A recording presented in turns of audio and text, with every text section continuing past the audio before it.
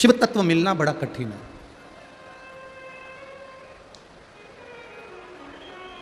कहीं ना कहीं किसी ना किसी रूप में ये मध्य प्रदेश और महाराष्ट्र की जो ये बरहानपुर, हम तो यही मानेंगे कि ये बॉर्डर ही है जहाँ मध्य प्रदेश और महाराष्ट्र का संगम है और संगम में ये शिव महापुराण की कथा है। कहीं शिव की कृपा से ये प्राप्त होगा, कहीं शंकर की करुणा से ये प्राप्त होगा।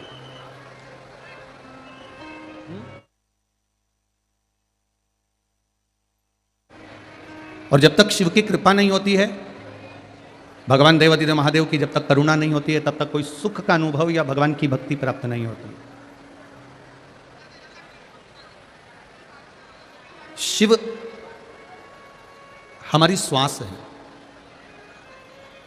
शिव हमारा रोम रोम है, शिव हमारी धड़कन है और शिव हमारी दृष्टि है, जिसके बिना हम सुने हैं। जब तक जीवित हो और ये शरीर में श्वास चल रही है, तब तक ये अंदाजा आपके भीतर होना चाहिए कि शिव हमारे भीतर धड़क रहा है, शिव हमारी श्वासों में चल रहा है। शिव कथा कहती है, भगवान शंकर का गुणगान करता है कि श्वास रूपी शिव जब तक चल रहा है तब तक ये मानकर चलना कि आप जीवित हो, और श्वास रूपी शिव जब निकल जाता है तो ये शरीर नहीं रहता, ये शव बन जाता है, फिर इसका कोई महत्व नहीं होता, इसका कोई मूल तत्व नहीं है। ये श्वास रूपी शिव है तो ये शरीर है, और श्वास रूपी शिव अगर चले गया, श्वास रूपी शिव निकल गया, श्वास रूपी शिव समाप्त हो गया, कहीं श्वास रूपी शिव कहीं गया, तो फिर ये शरीर नहीं रहा, फिर ये श्वास गई, ये शव बन गया। महाराज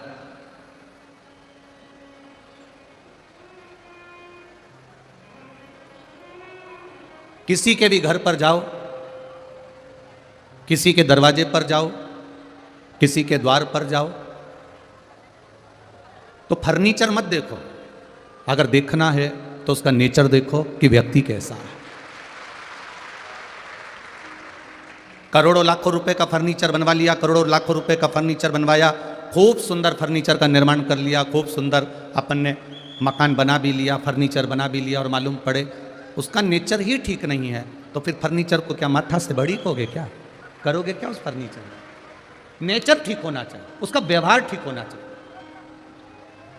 और जब उसका व्यवहार ठीक होगा, कई लोग बेटी की शादी करते हैं, और बेटी की शादी करते हैं तो देख लेते साहब पेट्रोल पंप है, गाड़ी है, बंगला है, खूब ठाट है, खूब पैसा है, खूब दौलत है, खूब सुंदर मकान बना है, खूब सुंदर बंगला बना, और खूब जोरदार फर्नीचर बना। बेटी को देने से पहले गाड़ी, बंगला, पेट्रोल पंप, जमीन, जायदाद कम देखो, बेटी को देने से पहले ये देखो कि लड़के का नेचर अच्छा है कि नहीं है, ये व्यवहार कुशल है कि नहीं, ये हमारी बेटी के लायक है कि नहीं है। और आप तो वो उस पवित्र भूमि पर रहते हो बरहानपुर की, जिसका उल्लेख स्वयं स्कंद पुराण में करा गया है। यह कोई बरहानपुर की भूमि कोई साधारण भूमि नहीं है। स्कंद पुराण में जहां पर मां ताप्ती का वर्णन किया गया है, उस मां ताप्ती के वर्णन में इस बरहानपुर का वर्णन आता है। मां ताप्ती के उल्लेख में इसका वर्णन मिलता है। यह कोई साधारण भूमि नहीं है बरहानपुर की। यहां पर संत, ब्राह्मण, साधु, गुरु, त्यागी, मौनी और बड़े विद्वान विद्वान संत, चाहे वो किसी भी धर्म के हो, किसी भी धर्म के बड़े बड़े विद्वान संत, ब्राह्मण, गुरुजन, साधुजन इस बरहानपुर की भूमि ने दिए हैं, इस बरहानपुर की धरा ने दिए हैं। और आज भी इस बरहानपुर के कथाकार, संत, साधु, त्यागी, महात्मा पूरे विश्व में, आज भी संपूर्ण विश्व में इस बरहानपुर का नाम अग्रण्य कर रहे हैं। ऐसी पावन बरहानपुर की धरा है।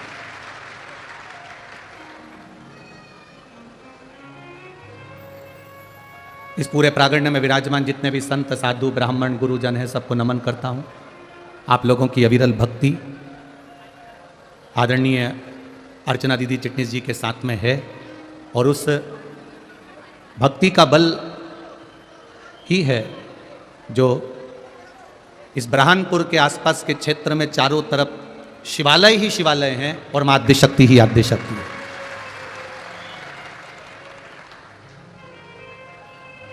कितनी बार प्रयास करा गया इस ब्रहानपुर को मिटाने का, कितनी बार प्रयास करा गया इस ब्रहानपुर को समाप्त करने का, पर मेरा महादेव नीचे से लेकर किले तक में बैठा है, इसलिए उसी का राज्य चलता है।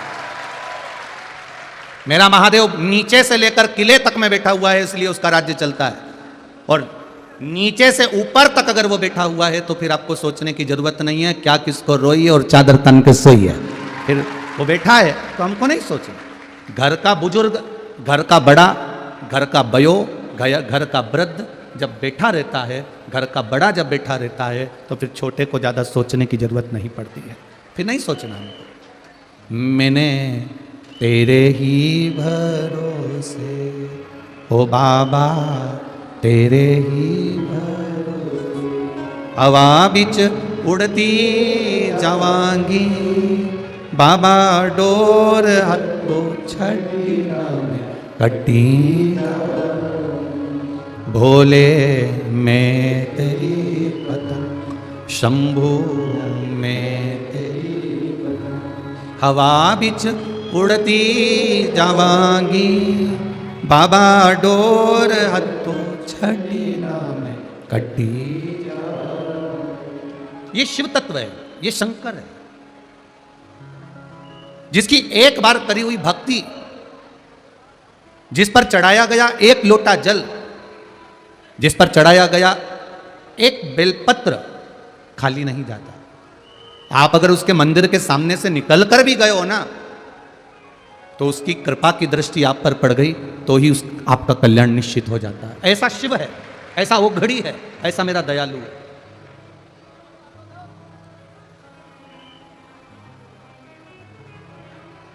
इस शिव महापुराण की कथा में आप आए हो, कई लोग आपसे कहेंगे इतनी भीड़ पड़ रही है, 2-2.5 लाख स्क्वायर फीट के इस पंडाल को बनाया गया था। पर अभी हम जब आ रहे थे तो अर्चना दीदी चिटनीस जी ने टेंट वालों से कहा कि लोग बहुत सारे धूप में खड़े हैं, आप और टेंट लगाना चालू करो, 2-2.5 लाख स्क्वायर फीट और लगा।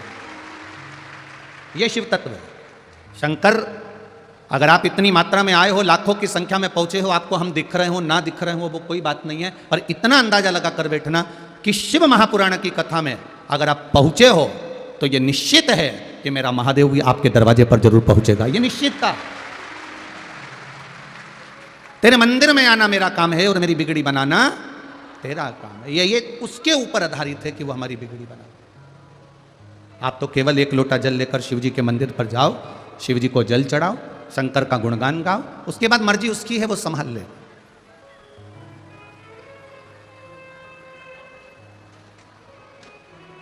ब्रहानपुर की इस धारा को जो कथा मिली है वो अश्वत्थामा शिव महापुराण की कथा मिली। भगवान शिव जी के 19 अवतार में से एक अवतार है अश्वत्थामा का अवतार।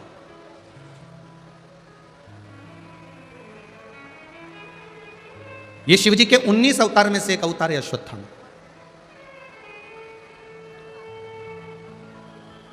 और ये कोई साधारण सा शिव तत्व का कोई साधारण सा अवतार नहीं है। जिस समय पर भगवान देवाधिदेव महादेव अपने आनंद के साथ में मां जगतजननी जगदम्बा माता पार्वती के साथ में विराजमान है, उस समय पर गुरु द्रोणाचार्य ने शिव जी की जो आराधना करी है, जो साधना करी है, उसका फल उनको शिव के पुत्र के रूप में अर्थात शंकर भगवान के स्वरूप में प्राप्त हुआ।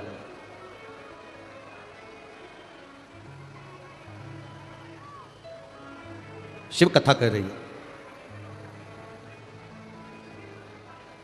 गुरु द्रोणाचार्य जो नित्य शिव का शिवलिंग का निर्माण करते हैं और शंकर भगवान के शिवलिंग का निर्माण कर कर उसका पूजन कर कर उस शिवलिंग का विसर्जन करते हैं।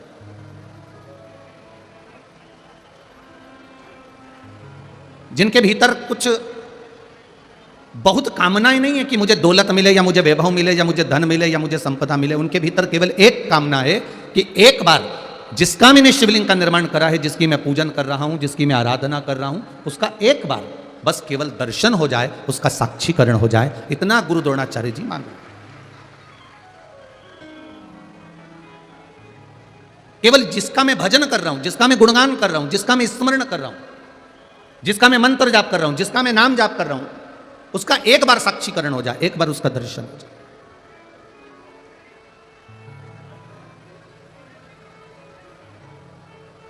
हमारी अभिलाषा रहती है कि किसी व्यक्ति से हमारा जब काम हो जाए, इससे 50,000 रुपये मिल जाए, इससे 5,000 रुपये मिल जाए, इससे 10,000 रुपये मिल जाए, इससे 20,000 रुपये मिल जाए, इससे 25,000 रुपये प्राप्त हो जाए, उसके बाद मैं इसको भूल जाऊं, इसको फिर मैं देखूं तक नहीं। हमारी ये अभिलाषा होती है।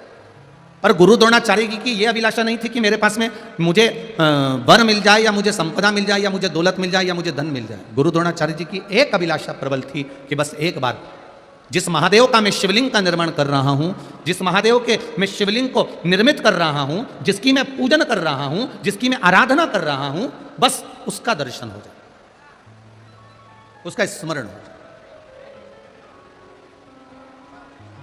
ये अविरल भक्ति है शिव तत्व, ये आनंद की भक्ति है शिव तत्व। अभी आपको कथा में कहा कि बरहानपुर के चारों तरफ आप अगर घूमकर देखेंगे तो पूरे ब्रह्मपुर में किसी के इतने मंदिर नहीं मिलेंगे जितने थोड़ी थोड़ी दूर पर शिवालय मिलेंगे, शंकर जी का शिवलिंग मिलेगा पूरे ब्रह्मपुर में। आप जहां मर्जी पड़े वहां जाकर देख लो, छोटे छोटे शिवलिंगों का निर्माण पूरे ब्रह्मपुर में है। और हम तो कहेंगे ब्रह्मपुर की धरा भोलेनाथ जी और ठाकुर जी, लड्डू गोपाल जी, मदन मोहन सरकार जी, कृष्ण कन्हैया लाल जी, राधा वल्लभ लाल जी, ये दोनों पूरे ब्रह्मपुर को माध्य शक्ति साथ में मिलकर पूरे ब्रह्मपुर को संभालती रहती है। बड़े प्रसिद्ध आपके इस ब्रह्मपुर के श्रीमद् भागवत के वक्ता हैं आदरणीय मुखिया जी, हरिकिशन मुखिया जी, आपके ब्रह्मपुर का हीरा है। कथा में आए हैं, यहाँ आए हुए हैं क्या? आए। प्रणाम महाराज जी।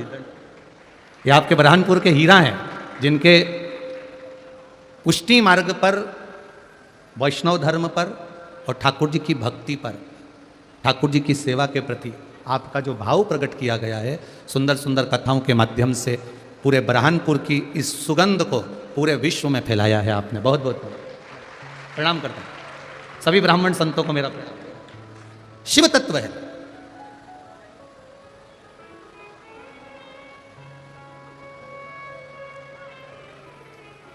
भगवान शिव की कथा भगवान से केवल मांगने के लिए नहीं बैठना है। इस अश्वत्थामा शिव महापुराण की कथा में एक विचार लेकर बैठना कि मैं आपकी कथा सुन रहा हूं, मैं आपकी कथा सुन रही हूं, ऐसी कृपा करना कि आपका मेरे जीवन में एक बार साक्षीकरण, केवल दर्शन हो जाए और आप मेरे हो जाओ और मैं आपका हो जाऊं। बस इतना शिव से मांग लो, इतना देवादिदेव महादेव से कर दो।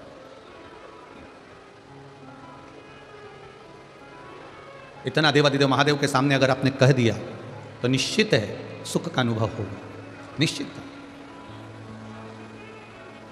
आज के जमाने में लोग दुनिया की चमक में जी रहे हैं और ये चमक में जीना हम मना नहीं करेंगे। आप अपनी चमक में जियो, खूब राजसी ठाट में जियो, खूब सुख में जियो, हम कभी मना नहीं करेंगे। पर इतना जरूर कहेंगे, धन कमाने के चक्कर में अपने सनातन धर्म को मत छोड़ देना, नहीं तो जिंदगी भर ढूंढते रहेगा। आज सबसे बड़ी विडंबना यह है कि हम धन तो कमा रहे हैं पर अपने सनातन धर्म को छोड़ते जा रहे हैं। अपने संस्कारों को, अपने भजन को, अपनी भक्ति को, अपने सुख के चक्कर में हम अपने परमात्मा के चरणों को छोड़ते जा रहे हैं। हम आपसे ये कभी नहीं बोले इस व्यासपीठ से, अर्चना दीदी, हमने कभी इस व्यासपीठ से यह नहीं बोला कि आप संत बन जाओ या साधु बन जाओ या कहीं नदी के तट पर जाकर बैठ जाओ या मंदिर में जाकर बैठ जाओ, इस व्यासपीठ से एक बात जरूर कहिए और बार बार कहिए, कहीं मत जाओ। ना हमें साधु बनना है, ना हमें संत बनना है, ना हमें जोगी बनना है, ना हमें सन्यासी बनना है, ना हमें तपस्वी बनना है। हम जिस घर में रह रहे हैं उस घर में श्रेष्ठ गृहस्थी बन जाएं, अपने माध्यम से किसी का बुरा ना हो, किसी को तकलीफ ना हो, अपने माध्यम से किसी को कष्ट ना हो, और भजन करते करते ये जिंदगी निकल जाए, उससे बढ़कर संत और साधु का कोई स्वरूप नहीं है। उससे बढ़कर कोई संत साधु का स्वरूप नहीं है। आप भजन करते, मान लो आप नर्मदा जी के घाट पर बैठ गए, मान लो आप ताप्ती के घाट पर बैठ गए, मान लो आप गंगा जी के घाट पर बैठ गए, मान लो आप कहीं जाकर बैठ भी गए, तो वो बैठने पर अगर आपका मन परिवार में, कुटुंब में, रिश्तों में, नातों में उलझा हुआ है, तो उस मन का कोई मतलब नहीं, उस भजन का या वहां जाकर बैठने का कोई मतलब नहीं। अभी भी इतने लोग आयो, उसमें भी आधे बहुत तो इसी इंतजार में बैठे होंगे कि किस किस को पूछना है। अब इतनी मात्रा में आयो, लाखों की संख्या में, आप उम्मीद नहीं थी बरहानपुर वालों की पहले दिन तो ये लाखों में पहुंच जाओगे, उम्मीद नहीं थी हमको, बिल्कुल नहीं थी कि इतनी संख्या की पूरा मंडी प्रांगण। दीदी बता रही थी कि 200 एकड़ में 200 एकड़ की यह जगह है।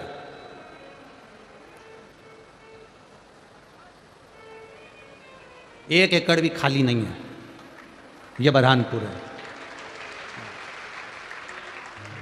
यह आपकी अविरल भक्ति है, यह आपका विश्वास है, यह आपकी दृढ़ता है, यह आपकी भक्ति है, यह आपका विश्वास है।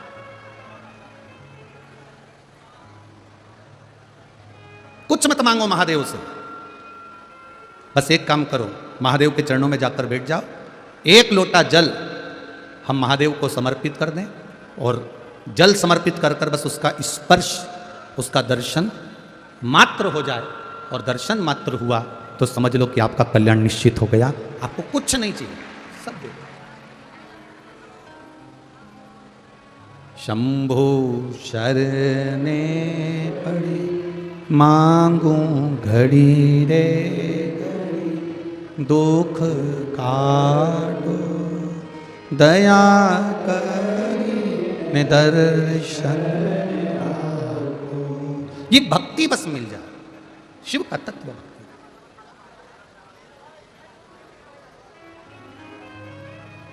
कुछ नहीं मांगा गुरु द्रोणाचार्य जी ने, केवल शंकर भगवान की आराधना कर रहे हैं, भगवान शिव की भक्ति कर रहे हैं, शिवलिंग का निर्माण कर रहे हैं। मिट्टी लेकर आते, बालू रेत लेकर आते, शिवलिंग का निर्माण करते, भगवान शंकर का निर्माण कर कर, शिवलिंग का निर्माण कर कर पूजन करते। एक अभिलाषा रह गई बस केवल कि मुझे शंकर से मिलना है, मुझे शिव से एक बार साक्षीकरण करना।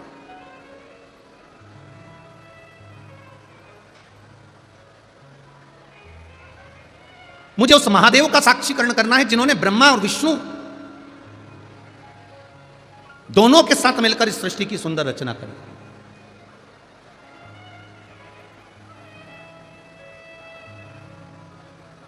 और होगा, अगर आपका विश्वास पक्का है, आपका भरोसा पक्का है, आप शिव की आराधना में लगे हुए हो, तो निश्चित है एक बार मृत्यु के पहले मेरे महाकाल का दर्शन जरूर होगा, ये निश्चित है। यदि आप आराधना में लगे हो, ब्रह्मा ब्रह्मलोक में रहते हैं, भगवान विष्णु बैकुंठ लोक में रहते हैं, इंद्र इंद्र लोक में रहते हैं, गरुण गरुण लोक में रहते हैं, वरुण वरुण लोक में रहते हैं, केवल मृत्यु लोक पर रहने वाला एक है, और वो मेरा देवाधिदेव महादेव है। वो सहज नहीं है, वो सरल नहीं है।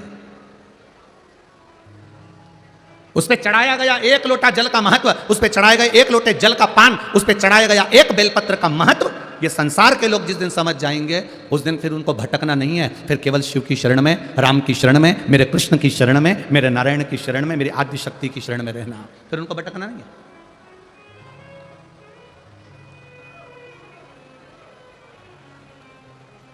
एक पत्र एक बहन ने लिखा है,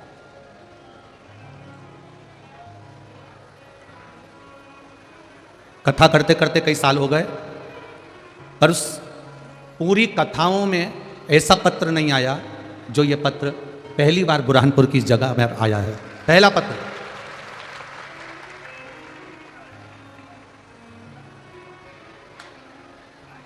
मैं सुरेखा संतोष सोनार ब्रह्मपुर बुरहानपुर शिकारपुरा की निवासी हूँ। कहीं बैठी हो तो हाथ हिलाइएगा।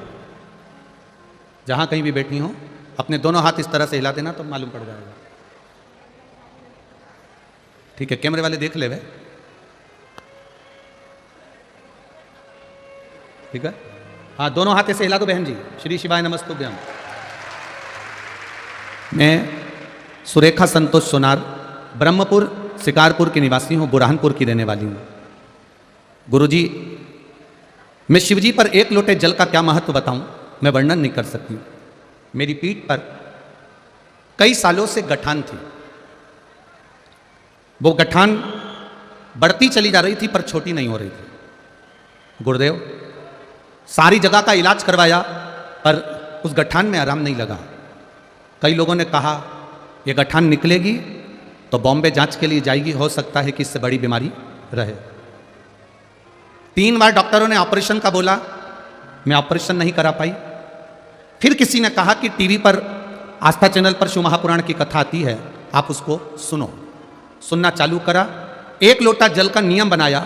मेरे घर के पास में शिवालय है, वहाँ पानी चढ़ाती, जल चढ़ाकर लेकर आती, पी लेती, बेलपत्र उठाकर लाती, शिवजी से कहती कि मेरी पीठ पर गठान हो गई है, उसको गला दो, उसको सही कर दो। बाबा की कृपा से गठान धीरे धीरे धीरे धीरे छोटी होती चली गई। एक दिन की बात है, मैं शंकर जी के मंदिर में नमन करती और मेरी वो गठान फट गई और फटते से ही वो गठान बाहर निकल गई, पस निकलने लगा और वो गठान से मेरी पीठ में छेद हो गया। मुझे बाहर नहीं जाना पड़ा। इस पॉलीथीन में रखकर मैं गठान भी भेज रही हूं और जो मेरी पीठ में छेद हुआ था उसका फोटो भी भेज रही हूं। पहला पत्र है जिसमें गठान भी हमारे पास आई है। इस पॉलीथीन में, छोटी पॉलीथीन में रखकर मैं गठान भी भेज रही हूं। जो गठान निकली है आप आस्था चैनल के माध्यम से देख सकते हैं, और जो उसकी पीठ में छेद हो गया था वो छेद का फोटो भी है। गुरुदेव, शिव मंदिर से घर गई, जो पानी लेकर गई थी शंकर जी पे चढ़ा हुआ वही लगा लिया, पस निकलना बंद हो गया, रक्त निकलना बंद हो गया और मेरी गठान ठीक हो गई। मैं एकदम स्वस्थ हूं, बाबा की कृपा। ये शिव तत्व, ये शंकर, ये उग्र। बैठो बहन, श्री शिवाय नमस्तुभ्यम। बैठ जाइए। तेरी कृपा बिना ना हिले एक भी अणु, लेते हैं श्वास तेरी कृपा से। बखान क्या करूं मैं राखों के ढेर का, चपटी भभूत में खजाना। दुनिया के लोग कहते हैं शिव जी क्या देते हैं, हम कहते हैं शंकर को जल चढ़ाओ पर छल से मत चढ़ाओ, बेईमानी से मत चढ़ाओ, कपट से मत चढ़ाओ, प्रपंच से मत चढ़ाओ। ठाकुर जी की सेवा करो, भोलेनाथ जी की सेवा करो, देवी की सेवा करो, राम की सेवा करो, चाहे अपने माता पिता की सेवा करो, पर दिखावे से मत करो। उसको अपना बनाने के लिए करो तो वो आपका हो जाए। हमें भगवान की सेवा दिखाना नहीं है। एक पत्र और है, देखिए।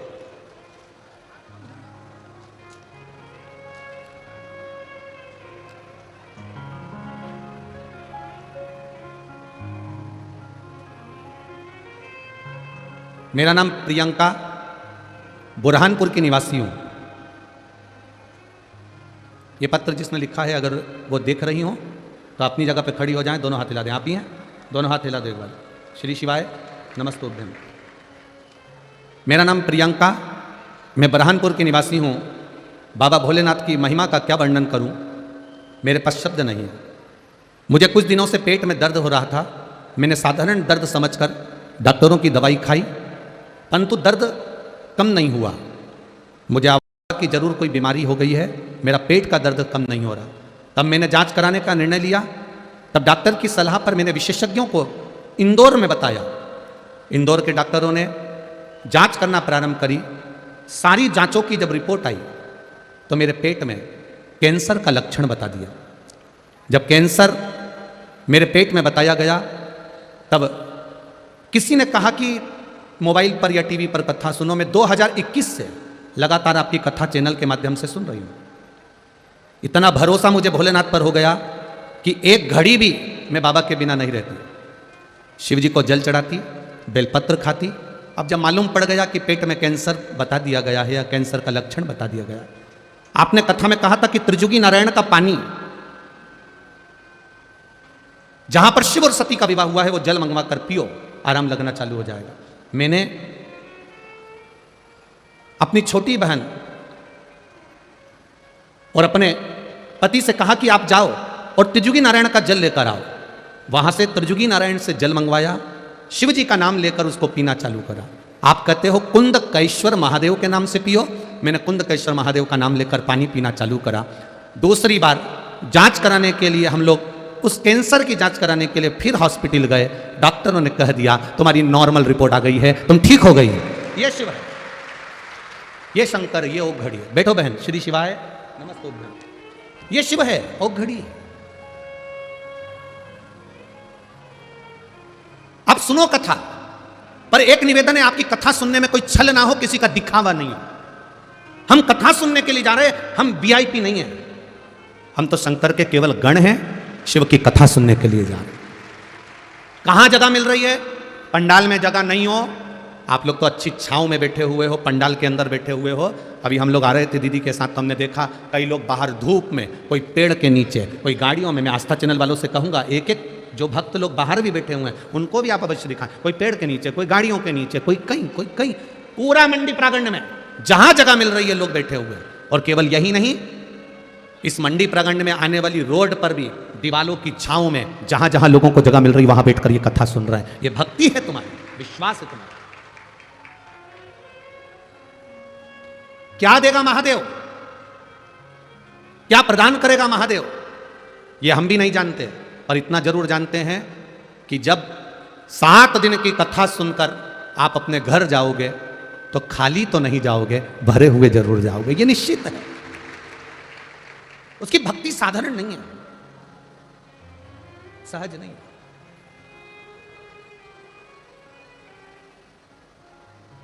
महाराज,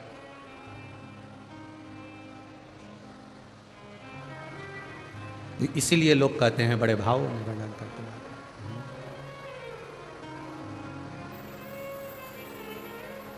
अटका हुआ मेरा सारा काम हो गया,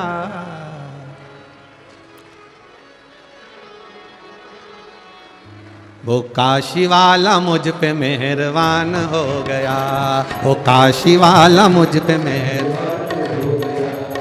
अटका हुआ मेरा सारा काम हो गया, अटका हुआ मेरा सारा काम हो गया, ओ अटका हुआ मेरा सारा काम हो गया, अटका हुआ मेरा सारा। दोनों हाथों से, वो काशी वाला मुझ पे मेहरबान हो गया, वो काशी वाला मुझ पे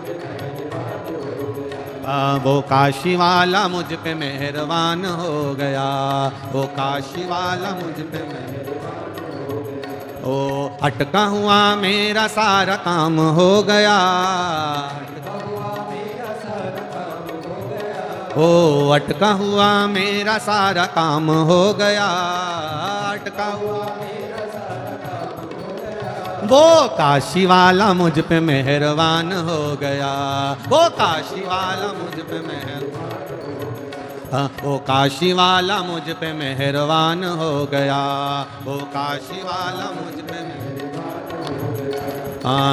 जय हो।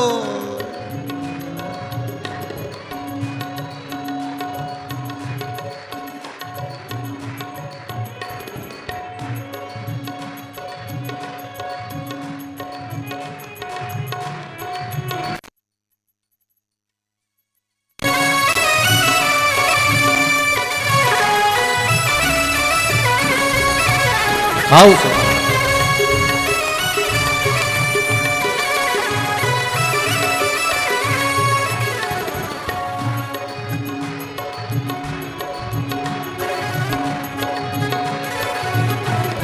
जय हो।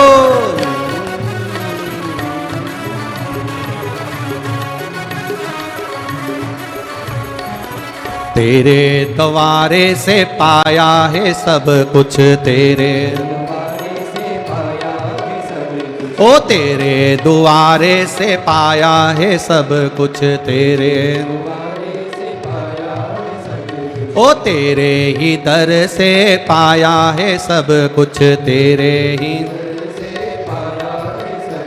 ओ तेरे ही दर से पाया है सब कुछ,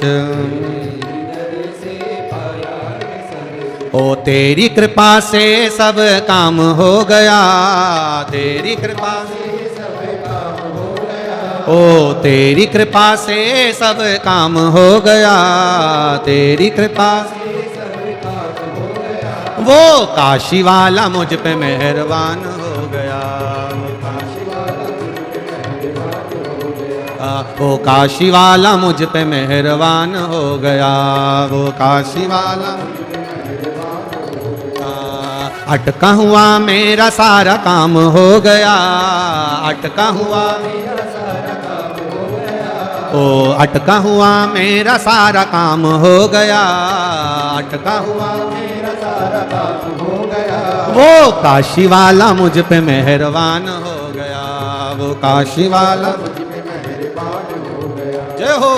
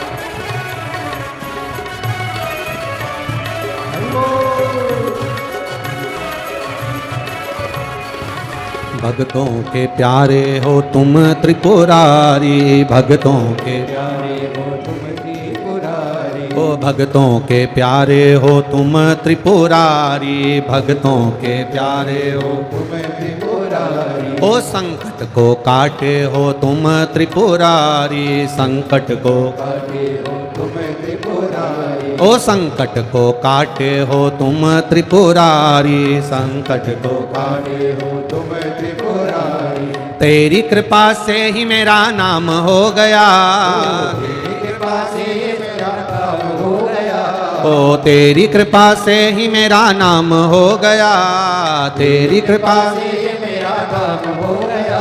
अरे काशी वाला मुझ पे मेहरबान हो गया, ओ काशी वाला मुझ पे मेहरबान हो गया, वो काशी वाला मुझ पे मेहरबान हो गया, वो काशी वाला मुझ पे मेहरबान हो गया।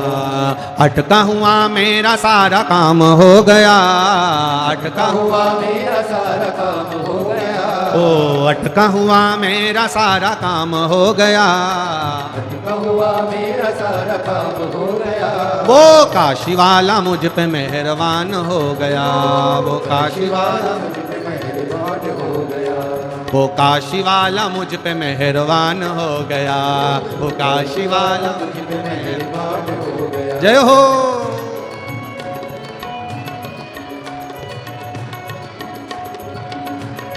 जय हो।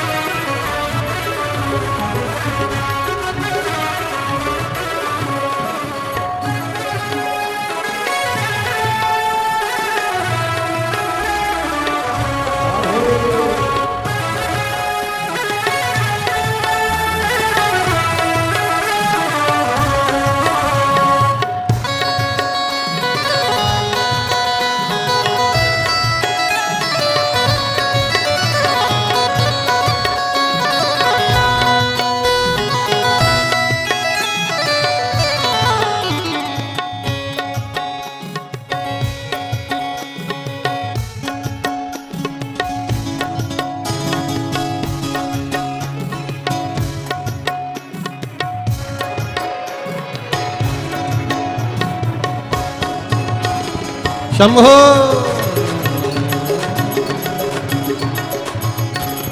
तेरी मेहरबानी से काम हो रहा है, तेरी मेहरबानी से काम हो रहा है, तेरी मेहरबानी से काम हो रहा है, तेरी मेहरबानी से काम हो रहा है। ओ दुनिया में जब से भोले नाम हो रहा है, दुनिया में जब से भोले नाम हो रहा है, तेरी कृपा से ही सारा काम हो गया, तेरी कृपा से ही सारा काम हो गया।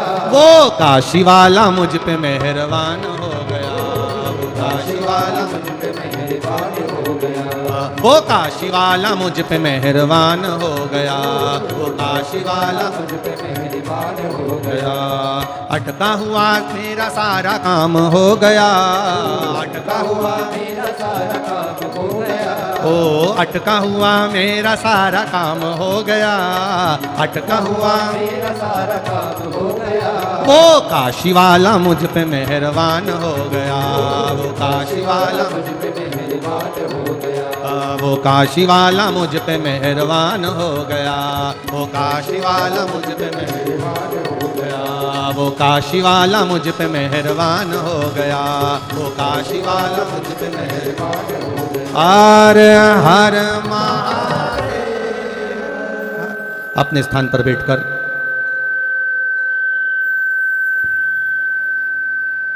बाबा देवादिदेव महादेव से प्रार्थना विनय करें, दिल से निवेदन करें मेरे देवादिदेव महादेव से, अपने मन की बात भाव के साथ में देवादिदेव महादेव से प्रार्थना करें और हृदय से देवादिदेव महादेव के मूल मंत्र का स्मरण करें। श्री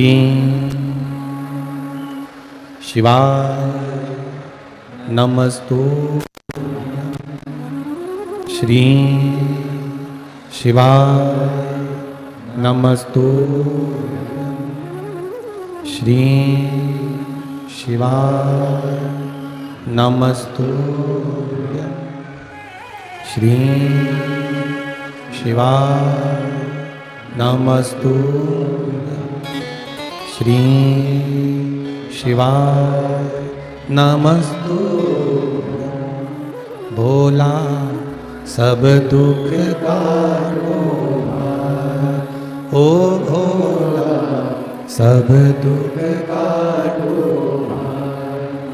शिव शंकर जपूं तेरी माला, भोले बाबा जपूं तेरी माला, भोला सब दुख काटो, ओ भोला सब दुख काटो। वेश है मंगल मंगलकारी, वेश है मंगलकारी, शमशान वासी हमारा, शमशान वासी हमारा, भोला सब दुख काटो, ओ भोला सब दुख काटो। भगवान शिव की कथा कर रहे, गुरु द्रोणाचार्य ने शिवजी से कुछ मांगा नहीं, भगवान शंकर से कुछ कहा नहीं, गुनगुन बनना हो रही बात, भगवान शिव से कुछ कहा नहीं है।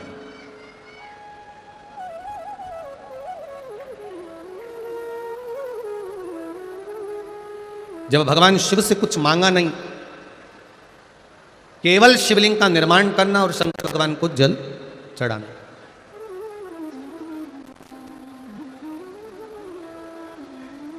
आप भी मेरे देवादिदेव महादेव से कुछ मांगना नहीं, केवल मंदिर तक जाओ, बाबा देवादिदेव महादेव को जल चढ़ाओ, प्रार्थना करो, विनय करो, निवेदन करो और वापिस आओ। और यदि मांगने का मौका भी मिल जाए अगर महादेव से, तो इतना जरूर करना कि देना हो तो दीजिए जन्म जन्म का साथ। बस इतना दे दो कि आप और हम, वो पहले कथा में कहा है, अंत समय प्रभु आना पड़े, वचन दिया तो निभाना पड़ेगा।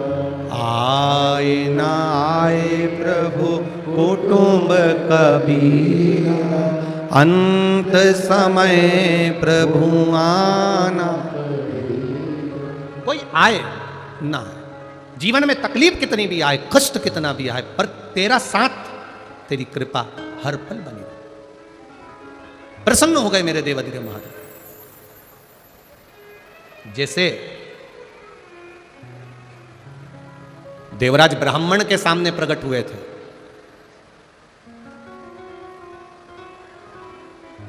और वो देवराज ब्राह्मण जिसने ना कभी शंकर के मंदिर गया, ना कभी जल चढ़ाया, ना कभी भजन किया, ना कभी कीर्तन किया, ना कभी मंत्र जाप किया,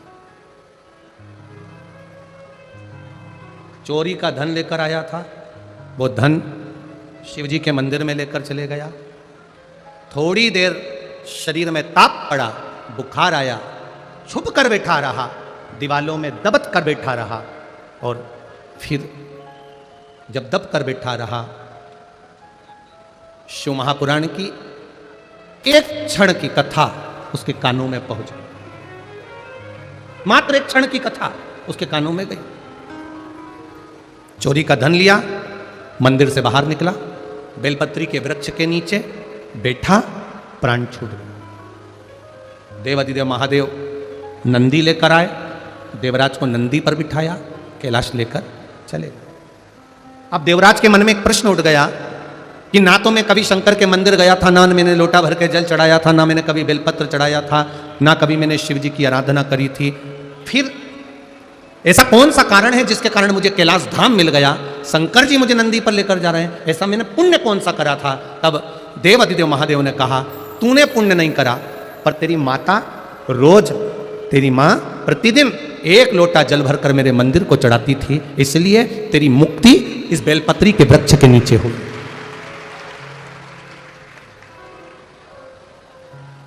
तेरी मुक्ति ये बेलपत्री के वृक्ष के नीचे हुई।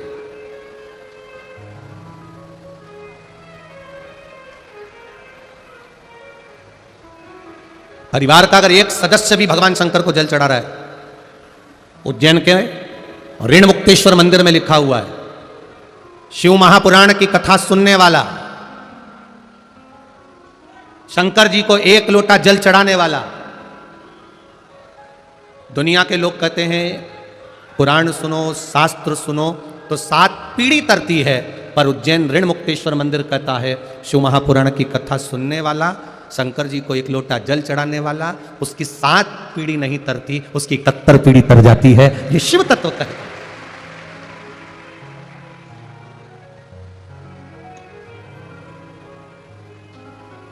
भगवान शंकर का ही गुणगान कर रहा। शिव महापुराण की यह कथा कह रही है। देवराज प्राण त्यागा और उसको वैकुंठ पद मिल गया, कैलाश धाम मिल गया, और यहां गुरु द्रोणाचार्य जी ने जो तप साधना करी उसका बल इतना बढ़ता गया, इतना बढ़ता गया कि देवाधिदेव महादेव को प्रकट होना ही पड़ा, प्रकट होना ही पड़ा।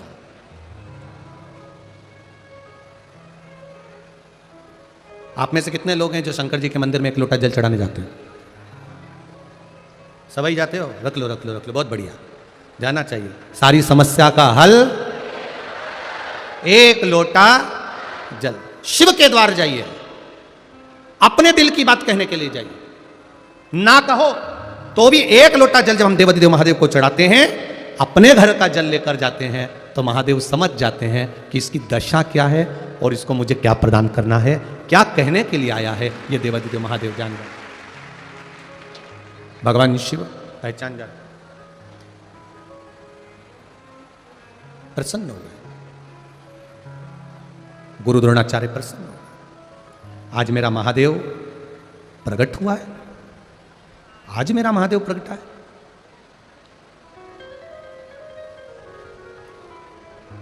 महादेव ने कहा गुरु द्रोणाचार्य जी से,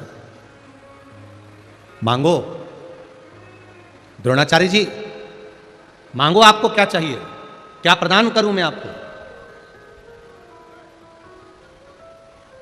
क्या दिया जाए आपको? गुरु द्रोणाचार्य जी ने कहा, धन दौलत संपदा नहीं चाहिए, बस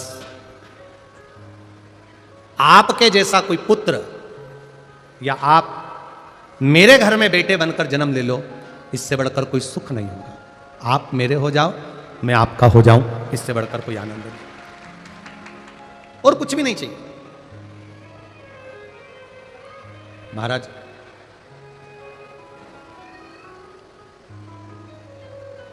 शिव कथा कह रही है, भगवान शंकर का गुणगान कर रहा है। आप मेरे घर में बेटे के रूप में जन्म ले लो। भगवान शिव जी ने कहा यह नहीं हो सकता कि मैं आपके घर में जन्म लूं। हां, मेरा एक अंश भगवान शिव कर रहे हैं गुरु द्रोणाचार्य से, तुम्हारी धर्म पत्नी कृपी, उस कृपी के गर्भ से मेरा एक अंश जन्म लेगा। जब वो गर्जना करेगा, उस गर्जना के कारण उसका नाम अश्वत्थामा कहलाएगा। वो अश्वत्थामा। और सुनो द्रोणाचार्य, एक गुरु द्रोणाचार्य, एक बात अच्छे से सुन लीजिएगा जरा। परीक्षा बहुत होगी तुम्हारी, और उस परीक्षा में तुम्हें पास होना पड़ेगा। बेटे का जो जन्म होता है वो भाग्य से होता है, पर बेटी का जो जन्म होता है वो भाग्य को भी 100 गुना करा जाता है, तो सौभाग्य से होता है। हम पहले भी कथा में कहे, आज फिर कह रहे हैं, जन्म लेती है तो पिता के भाग्य को प्रबल करती है, पिता के भाग्य को आगे बढ़ाती है। बेटी के जन्म से बाप का, पिता का जो भाग्य है वो प्रबल होता है, बढ़ता है।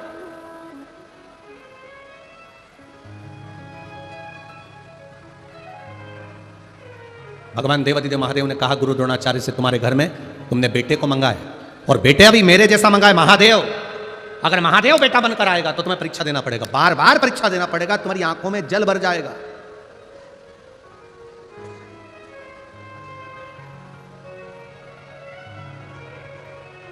बार बार तुमको रोना पड़ेगा। गुरु द्रोणाचार्य ने कहा, आप अगर बेटे बनकर आ गए तो मैं सारी परीक्षा देने को तैयार हूं, आप तो बस मेरे बेटे बन जाओ, और आप मेरे पुत्र बनकर आ रहे हो, इससे बढ़कर मुझे कुछ नहीं चाहिए, बस कृपा कर दीजिए।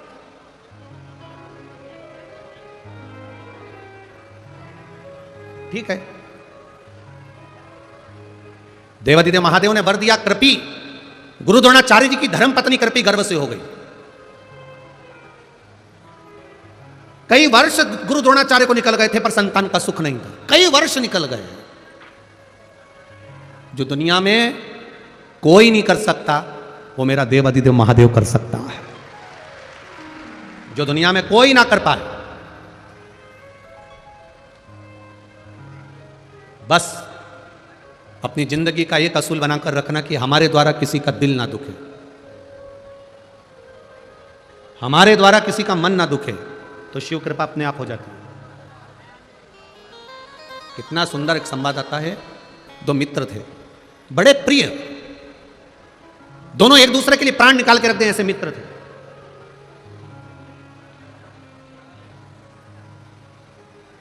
बहुत उनमें प्रेम बढ़ा हुआ था, बहुत प्रेम।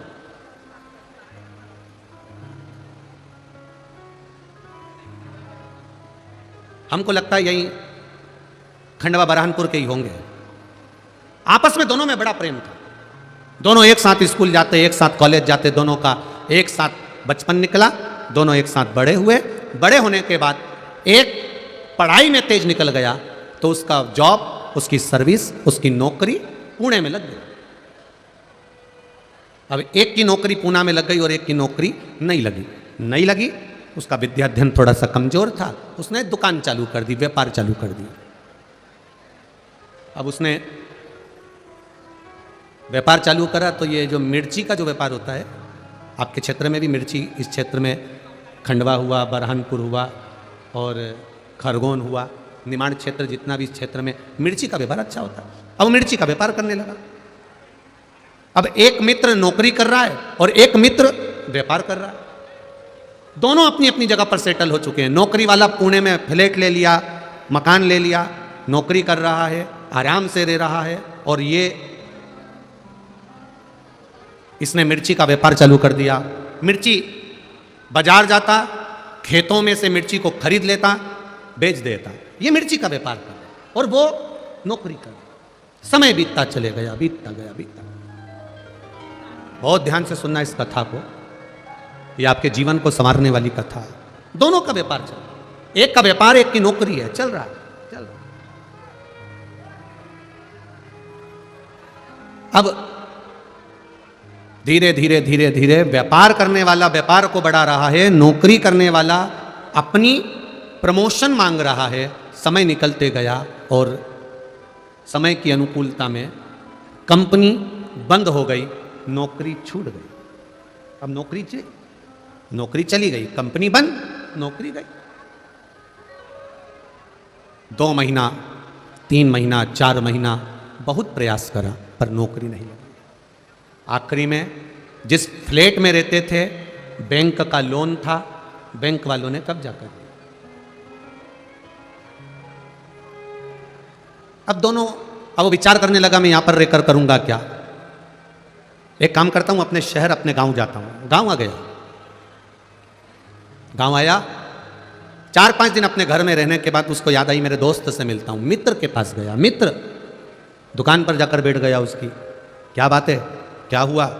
अरे भाई, नौकरी चली गई, अब तो सर्विस है नहीं, नौकरी है नहीं, बड़ा दुखी हूं, बड़ा दुखी। क्यों टेंशन लेता है? 1 दिन उसने सुना, 2 दिन उसने सुना, 3 दिन उसने सुना, 4 दिन उसने सुना। 5वें दिन व्यापारी मित्र को दया आ गई और उसने कहा, एक काम करते हैं, अपन थोड़ा व्यापार बढ़ाते हैं। तू बाजार जाना, मिर्ची खरीदना, मिर्ची लाना, बेचना। पढ़ा लिखा है तू, मुझे इतनी पढ़ाई नहीं आती, पैसा मैं लगाऊंगा, मेहनत जम के बोलो तुझे करना। पैसा मैं लगाऊंगा, मेहनत तुझे करना है। और मेहनत भी हल्की नहीं करना है, दिन रात मेहनत करना पड़ेगी, तब जाकर कुछ मिलेगा। ये नौकरी नहीं है कि पैसा हर महीने हाथ में 10,000 50,000 आ जाएगा। मेहनत तुझे करना पड़ेगी। मैं पैसा लगा दूंगा, मैं बाहर नहीं जा सकता, दुकान पे बैठता हूं, इसलिए मेहनत तुझे करना पड़ेगी। उसने कहा मंजूर है, बस तो फिर 50% तेरा, 50% मेरा। जो भी मुनाफा होगा, जो भी बचत होगी, उसमें आधा तेरा, आधा मेरा। ठीक है। व्यापार चालू हुआ, इसने पैसा लगाना चालू कर दिया। ये बाजार जाता, खेत जाता, मिर्ची खरीदता, बेचता। करते करते करते करते मिर्ची का सीजन समाप्त हो गया। अब इन्होंने जहां मिर्ची बेची थी, दोनों मित्र साथ में मुंबई गए, और मुंबई में जहां पर इन्होंने व्यापारी की यहां मिर्ची बेची थी, उसके यहां पहुंच गए। भाई हिसाब कर लो, ठीक है, करिए। हिसाब किया, 2 लाख रुपए इनको मुनाफा मिला। 2 लाख रुपए ज्यादा मिल गए। अब दोनों खुश, 1 लाख तेरा, 1 लाख मेरा। दोनों पैसे लेकर चल दिए। पर जो नौकरी करने वाला मित्र था, उसकी दिमाग में, उसके चित्त में, उसकी बुद्धि में आया कि सबसे ज्यादा मेहनत तो मैंने करी है। धूप में मैं जाता था, गर्मी पड़ रही थी, धूप पड़ रही थी, पानी गिर रहा था, बारिश पड़ रही थी, ठंड पड़ रही थी, और मैं खेतों में जाके मिर्ची खरीदा और उस मिर्ची को मैंने बेचा। मेहनत तो मेरी ज्यादा। अब इतनी मेहनत मैंने करी, इसने तो क्या करा, पैसा लगाया बस, और बैठा रही अपने घर में, दुकान पे। सबसे ज्यादा मेहनत मेरी है, इसके मन में आ गया। इसने अपने दोस्त से कहा, मेरी मेहनत ज्यादा है, 1.5 लाख मैं लूंगा, तू 50,000 ले। उसने कहा, यह बात तो गलत है भाई, दोनों का 50-50 था। जब 50-50 दोनों का था, 50-50% दोनों का था, तो आधा आधा दोनों का हो गया। नहीं नहीं नहीं, मैं 1.5 लाख लूंगा, तुझे 50,000 लेना पड़ेंगे दोनों। उस व्यापारी ने कहा कि ऐसा नहीं होता, फालतू की बात मत कर। इसको गुस्सा आया और इसने अपने मित्र का तकिए से गला दबा दिया, मुख दबा दिया। मित्र मर गया, व्यापारी मित्र मर गया।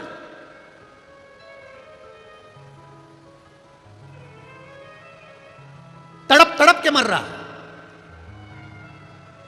मर गया। मित्र मरा, ये रोता हुआ मित्र के घर गया, मित्र के घर रोता हुआ गया।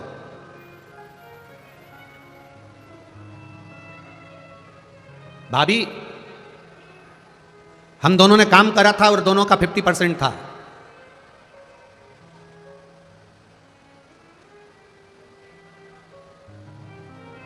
दोनों का 50% था। 60,000 रुपए की बचत हुई, उसमें से ये 30,000 रुपए भाभी मेरे दोस्त के हिस्से के आपको दे दिए और 30,000 मैंने रख लिए। अब घर के लोगों को लगा कितना ईमानदार व्यक्ति है। अब उनको तो मालूम ही नहीं था कि इतना बच गया, उनको तो मालूम पड़ा कि 30,000 कम से कम इसने वापिस लाके दिए तो सही। खुश, परिवार के लोग खुश हो गए, कम से कम 30,000 ईमानदारी से तो दिया। अब उनको लग रहा है कि ये ईमानदार है, पर ये भीतर से कैसा है ये जानता। कितने रख लिए उसने?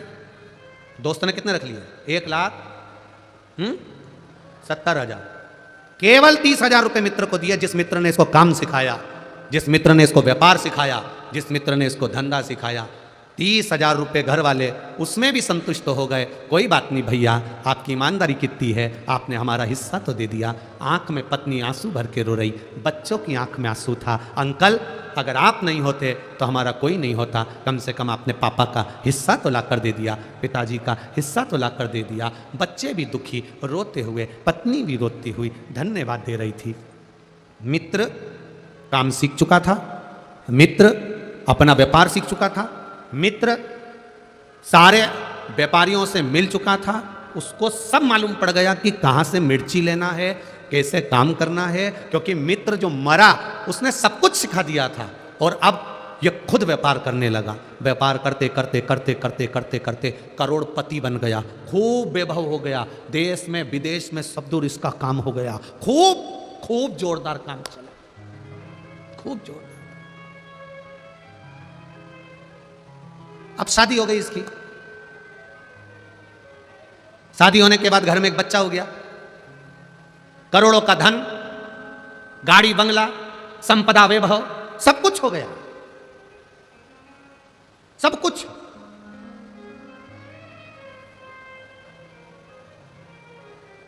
घर में बेटे ने जन्म ले लिया। बेटा 20 साल का हो गया और बढ़ते बढ़ते बेटा 25 साल का हो गया। खूब खुशियां घर के अंदर, रोज पार्टियां हो रही हैं, रोज धन आ रहा है, गाड़ियां बदली जा रही है, वैभव आ रहा है। जो बेटा कह दे बाप वो ला कर रख दे, जो पत्नी कह दे वो पति ला के रख दे। इतनी संपदा बढ़ती चली, इतना वैभव बढ़ता चला, इतना वैभव। 25 साल का बेटा हो गया, शादी की तैयारियां होने लगी, बेटे के लिए लड़की देखने लगे। उतने समय में बेटे को थोड़ा सा रोग ने, बीमारी ने घेर लिया। बेटा बीमारी ने घेरा, डॉक्टर के यहां गए, इलाज चालू हुआ, पर कोई डॉक्टर की पकड़ में बीमारी नहीं आ रही है कि इसको बीमारी क्या हो गई, इसको रोग क्या हो गया,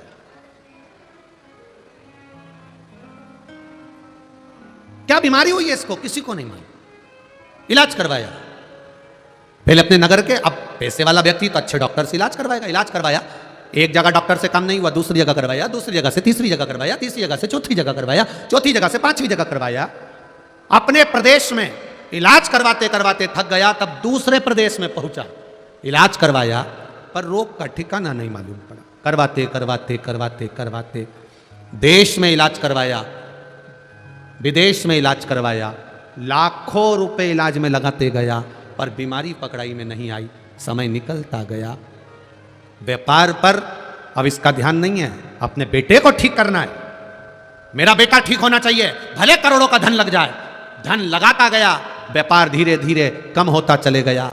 एक फैक्ट्री विदेश की बंद हो गई, दूसरा काम बंद हो गया, तीसरा काम बंद हो गया। करते करते करते करते इलाज इलाज इलाज इलाज, डॉक्टर डॉक्टर डॉक्टर को दिखाने में लगता गया। मालूम पड़े बैंक वाले आके खड़े हो गए, लोन भरो। अब वो पैसा भी नहीं बचा, जिस घर में रहता था वो घर भी पूरा बैंक में चले गया। किराए के मकान में अपने बेटे और पत्नी को लेकर पहुंच गया। समझ नहीं आ रहा ये कैसे हो गया। ये कैसे हुआ? समाप्त होते चले गए। अब जेब में 300 रुपए पड़े थे पिता के, और बाप बेटे के सिर पर हाथ रखकर पलंग पर बैठा किराए के मकान में। बेटा, केवल 300 रुपए बचे हैं, केवल 300, कुछ भी नहीं है, रोटी के लाले पड़ गए, कुछ नहीं बचा। तेरी बीमारी में मैंने सब लगा दिया, क्या करूं अब? किसको दिखाऊं तुझे? किसको बताऊं मैं? क्या करूं मैं कि तू मेरा हो जाए, तू बच जाए? बेटा पलंग पर पड़ा पड़ा आंख से आंसू बहा रहा है। बाप पलंग पर बैठा बैठा रो रहा है। बाप बेटे को देख रहा है, बेटा बाप को देख रहा है। दोनों एक दूसरे को देखकर रो रहे हैं। बेटे ने अपने पापा से कहा, पापा, पिताजी, बाबूजी,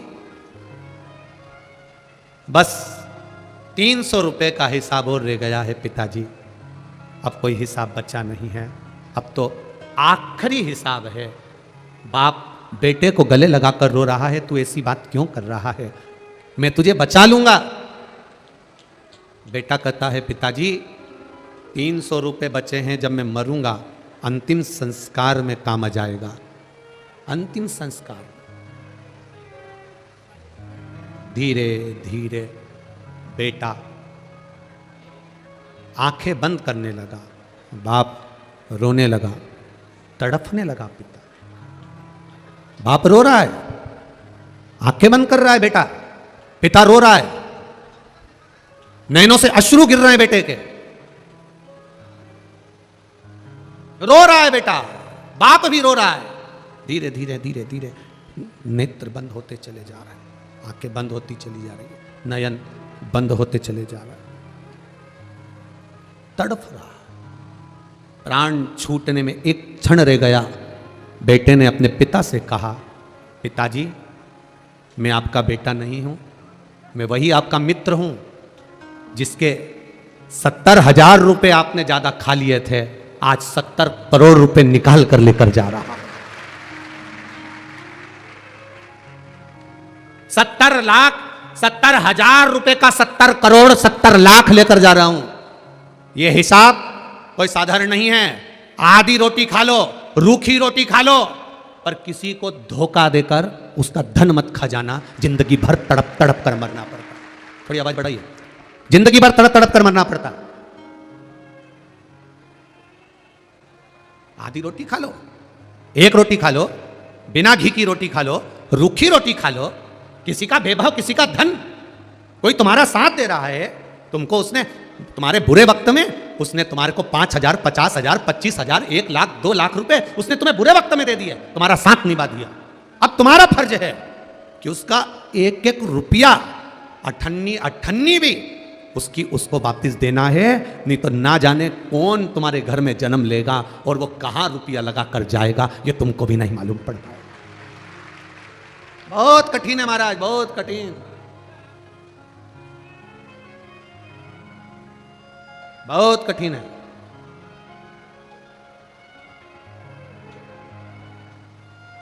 करोड़ों का धन आता है, करोड़ों का वैभव आता है, ये भी बनाना है, वो भी बनाना है, वो भी बनाना है, ये भी करना है, वो भी करना है, सब कुछ करना है। करोड़ों का वैभव होता है, करोड़ों का धन आता है, पर हम कितना उसको लगा रहे हैं और कितना हम भोग कर रहे हैं, यह हमको अंदाजा होना चाहिए। मत बुरे कर्म कर बंदे वरना पछताएगा।